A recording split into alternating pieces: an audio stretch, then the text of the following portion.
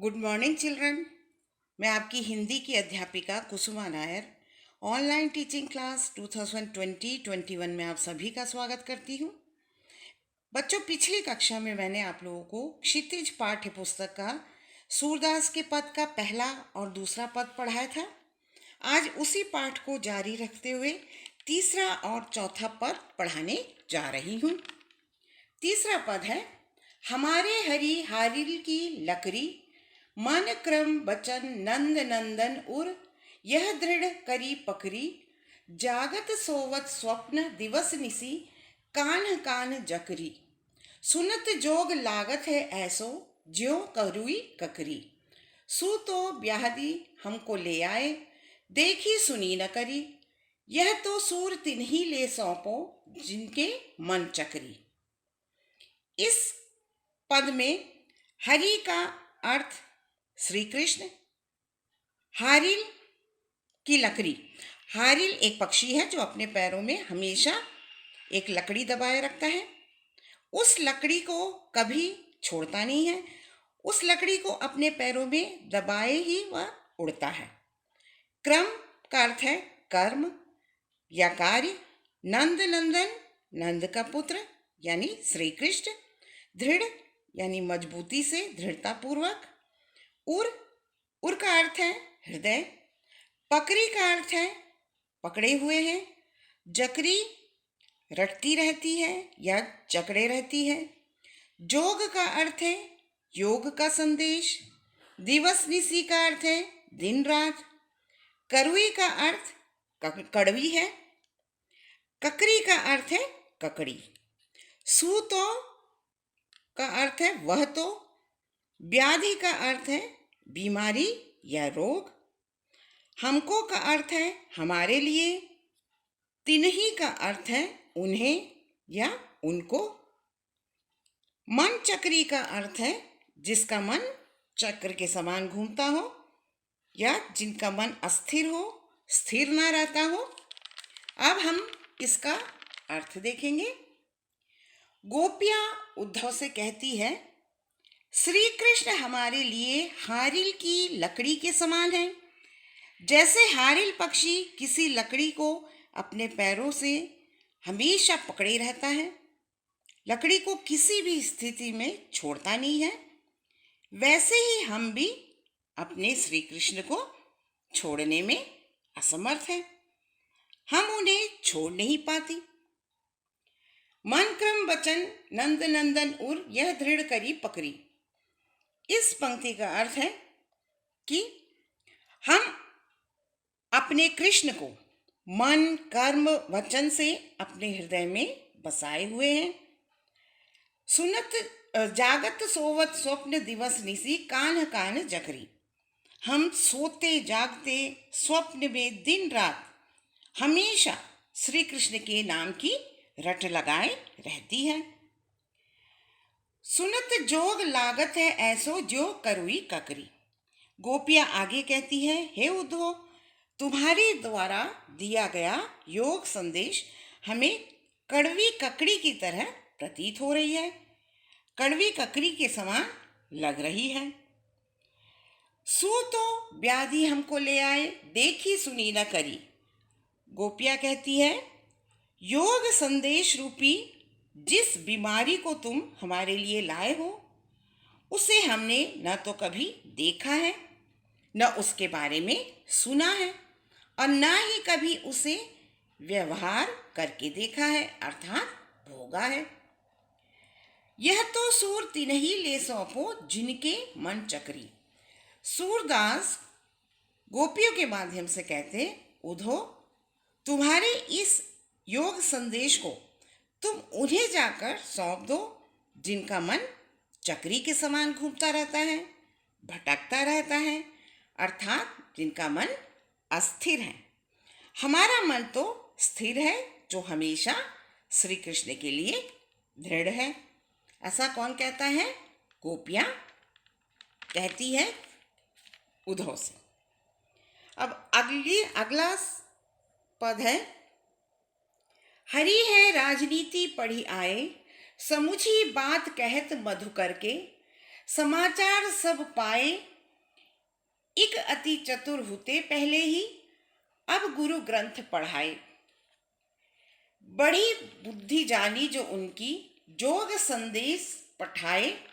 उधो भले लोग आगे के, पर हित डोलत धाए। अब अपने मन फेर पाहिए, चलत जू हुते चुराए। ते क्यों अनीति करे आपुन, जे और अनीति छुड़ाए। राज धर्म तो यही सूर, जो प्रजा न जाहि सताए। इस पद में मधुकर का अर्थ है भौरा, हुते का अर्थ है थे, जोग संदेश का अर्थ है योग का संदेश, पठाए का अर्थ है भेजे, आगे के का अर्थ है पहले के, परहित का अर्थ है दूसरों का हित या भलाई, डोलत धाए का मतलब है घूमते फिरते थे, फेर का अर्थ है फिर से, पाहिए का अर्थ है प्राप्त कर लेंगी या चाहिए, अनीति का अर्थ है अन्याय, आपुन का अर्थ है स्वयं। अब मैं इस पद का अर्थ बताने जा रही हूं। हरि है राजनीति पढ़ी आए। गोपियां उद्धव से कहती है, लगता है उद्धव श्री कृष्ण ने राजनीति पढ़ ली है, वो राजनीतिज्ञ हो गए हैं। बच्चों, आप लोगों को राजनीति का अर्थ पता ही होगा। राजनीति मतलब होता है पॉलिटिक्स और राजनीतिज्ञ का मतलब होता है पॉलिटिशियन। यहाँ गोपियाँ श्री कृष्ण को राजनीतिज्ञ कह रही है। श्री कृष्ण स्वयं न आकर तुम्हें भेज दिया, ऐसा कौन कह रहा है? गोपियाँ उद्धव से कह रही है। समुझी बात कहत मधुकर के, समाचार सब पाए। गोपियां उद्धव को भ्रमर अर्थात एक भौरे के रूप में संबोधित करते हुए कहती है, हे भ्रमर रूप उद्धव, तुम्हारे योग संदेश को सुनकर हम समझ गई थी, किंतु अब सारा समाचार जानकर पूर्ण विश्वास हो गया हमें कि श्री कृष्ण राजनीति पढ़कर और चतुर हो गए हैं। एक अति चतुर होते पहले ही, अब गुरु ग्रंथ पढ़ाए। गोपियां कहती है कि लगता है उद्धव तुम तो पहले ही चतुर थे ही, और अब तुम अपने गुरु श्री कृष्ण से राजनीति का ग्रंथ भी पढ़कर आए हो। उनकी बुद्धि, उनकी से तात्पर्य यहाँ पर श्री कृष्ण से है,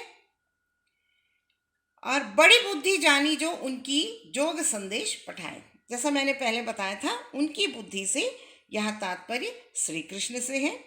गोपियाँ कहती है श्री कृष्ण की बुद्धि भी अब बहुत बढ़ गई है, जो पहले तुम्हें योग संदेश के साथ भेज दिया।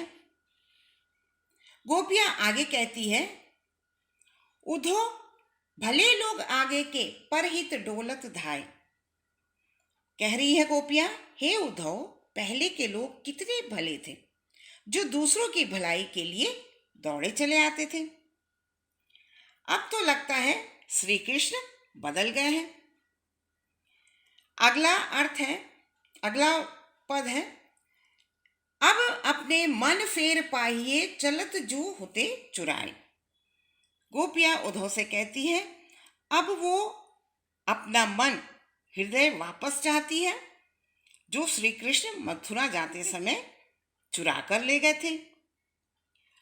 गोपियां आगे कहती है कि ते क्यों अनीति करे आपुन, जे और अनीति छुड़ाए। गोपियां कह रही है कि जो श्री कृष्ण दूसरों को अन्याय करने से रोकते हैं, बचाते हैं, वही श्री कृष्ण उनके साथ ऐसा अन्याय कैसे कर सकते हैं। और उसके आगे का पंक्ति है, राज धर्म तो यह सूर, जो प्रजा न जाहि सताए। इन पंक्तियों में सूरदास के शब्दों में गोपियां कहती है, हे उद्धव, राजधर्म अर्थात राजा का धर्म तो यही है कि प्रजा को सताना नहीं चाहिए, उनके साथ अन्याय नहीं करना चाहिए। गोपियों को इस तरह दुखी करके श्री कृष्ण कैसा राजधर्म निभा रहे हैं? श्री कृष्ण को योग का संदेश वापस लेकर स्वयं दर्शन देने के लिए आना चाहिए। यही जो है गोपियां किससे कह रही है? उद्धव से। बच्चों, अगली कक्षा में इस पाठ के प्रश्नोत्तर दिए जाएंगे, जिसे आप अपनी हिंदी की कॉपी में लिख लेंगे।